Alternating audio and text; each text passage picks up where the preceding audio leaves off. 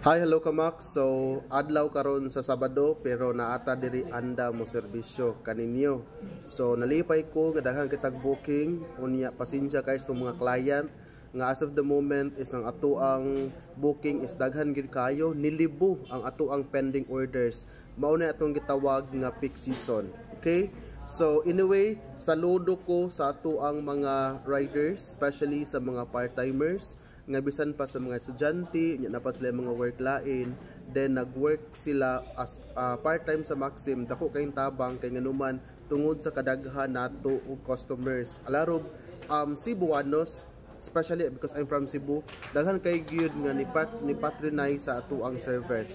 Og mangayo lang po kog pasensya ani kay sir nga nag-comment karon, ingon siya, Sir Chris, dagko kaayo kog commission and I admit it, nadaghan kog na-cancel. Nasaludo sad ko sir sa imong pag-admit and pasensya ni ana.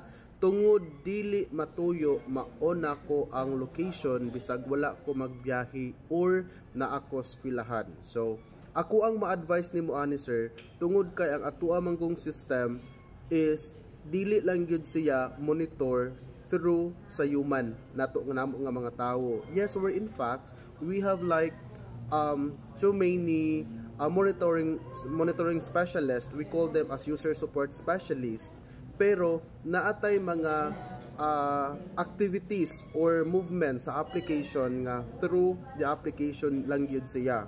Akong ma-advise nimo sir, aside sa i-off nimo ang location, pwede ra gyud maka-on ang location nato, there is no problem at all. Ang akong masuggest nimo is ang imong application itself is imuha na siyang answer. Ang imong application itself imuha na siyang i-exit. So dili lang nimo i-cancel nga murag kanang imong i-minimize ug maximize sama na sa tong computer or sa tong phone, minimize or maximize, dili ana.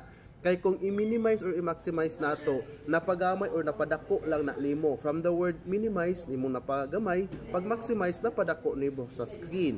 Pero kung moingon gid ta nga murag Facebook nato ba, kung ang Facebook nato kung ato ara na siyang ilargog back, mawa na siya, pero it does not mean nga nalag out to siya or na-exit.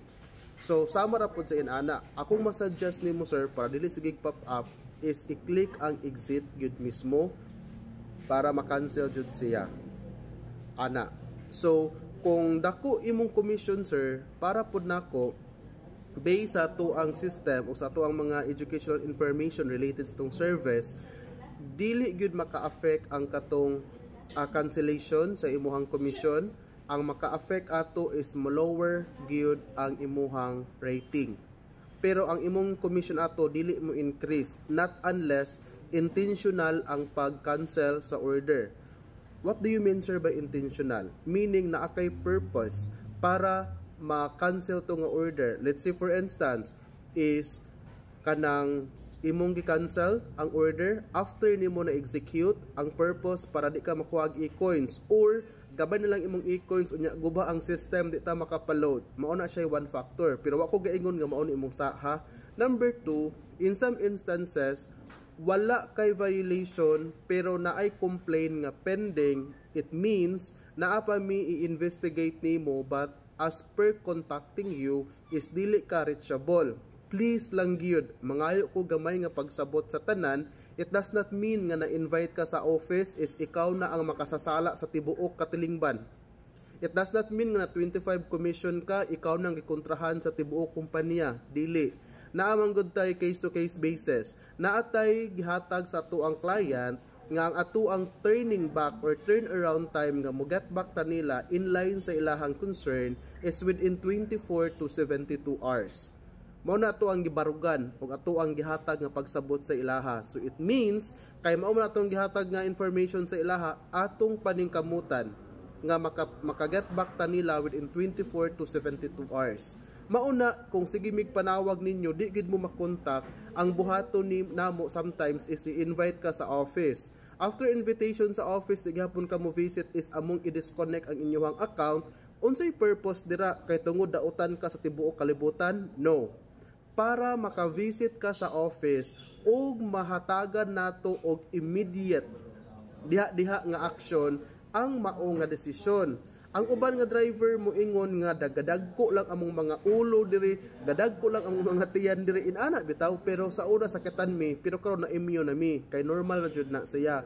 Kay tungod one-sided daw mi. Paunsa man mi na one-sided.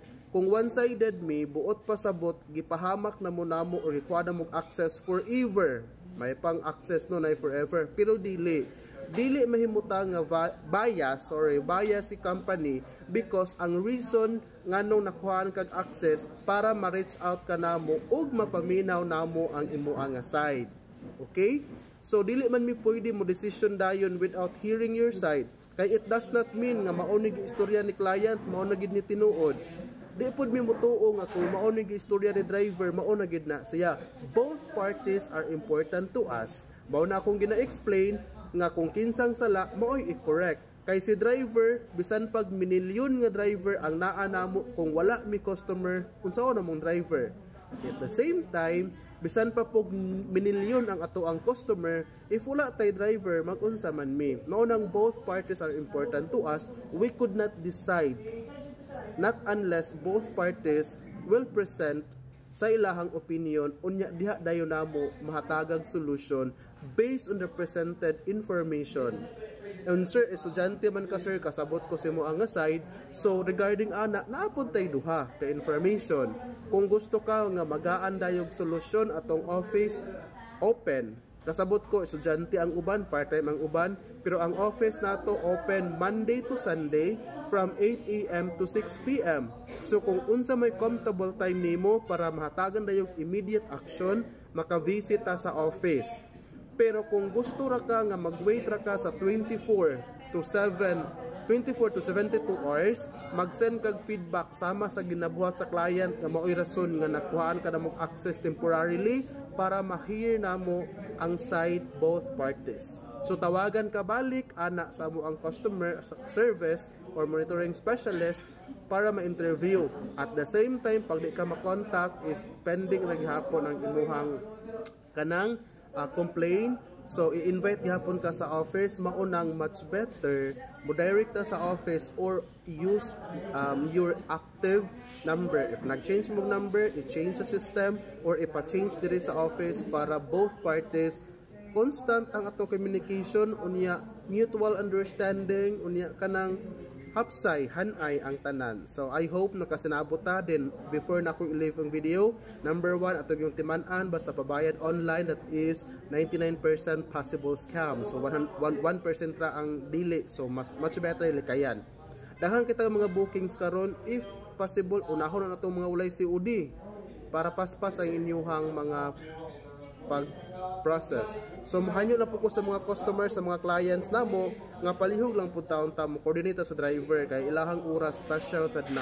So that's all for today. Thank you and God bless everyone. Ampo ta kanunay nga kauban ta makahiusa ta sa pagselebrar sa ato ang Pasko ug bag-ong tuig. Magampo ko kaninyo ug mag-inampo ay kita. Bye bye.